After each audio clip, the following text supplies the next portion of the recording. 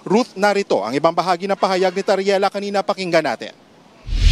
The Philippine Coast Guard deployed our aircraft this morning to challenge the presence of this Chinese research vessel. We're challenging them that they are not authorized to carry out marine scientific research and that they are advised to leave the area. As of this time, they are not responding to the response of the Philippines.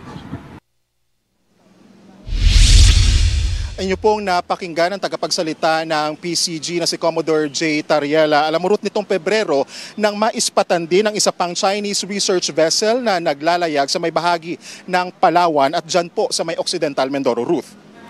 Gio, may sinabi ba sila kung ano kaya ang pakay niyang Chinese vessel na yan dito sa ating teritoryo? Ruth, kung tatanungin yung law maritime expert na si Ray Powell nga, ay posibleng nga raw na nangangalap ng impormasyon at mga datos itong Chinese research vessel pero hindi pa malinaw kung ano pa talaga yung pakay nito ayon sa PCG, Ruth. Yan po ang Express Report ni Gio Robles.